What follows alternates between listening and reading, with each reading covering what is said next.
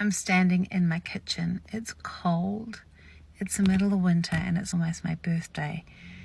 And I have just said to myself, I need a break.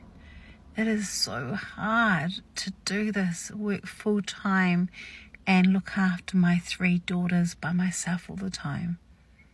And as I'm thinking this and I'm saying it, the phone rings. It's the editor of one of the magazines I write for, and most of the time when he's asking me for a favor, it normally means, can you get this 4,500 word thing done by tomorrow?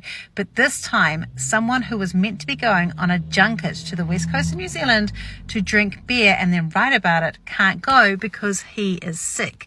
So he's asking me, can I go instead? I am a single parent and the biological father does not live in the country, so trying to find childcare to do this is very difficult. And we're leaving in 48 hours. So of course I said yes, I'm going to sort it. 48 hours later, I am on a plane going to the West Coast. When I say going to the West Coast, I mean I'm flying to Christchurch and we're going to catch a train that takes us all the way across to the West Coast. It's just me and 13 other journalists all learning about beer. And we get to have the most amazing experience of my life. Everything is paid for, we're wined and dined, and of course we're drinking a lot of beer. I met so many people on that trip, but one of the people that sticks out to me is a guy called Neil.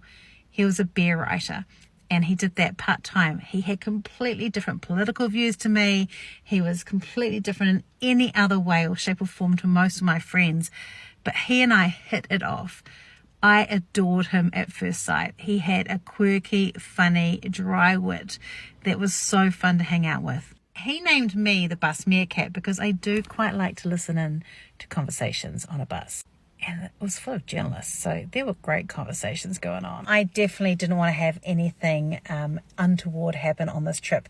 So we were going out for drinks and I purposely emptied everything out of my suitcase and put all my underwear around my room so that if I was tempted, I wouldn't invite anyone back.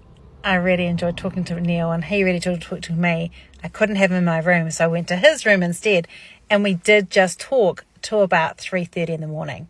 I don't think anyone else thought that we were talking though. We got a few raised eyebrows the next day and there was a bit of gossip, I think. We stayed in touch and we stayed friends. And today I found out that Neil died. And he's younger than me.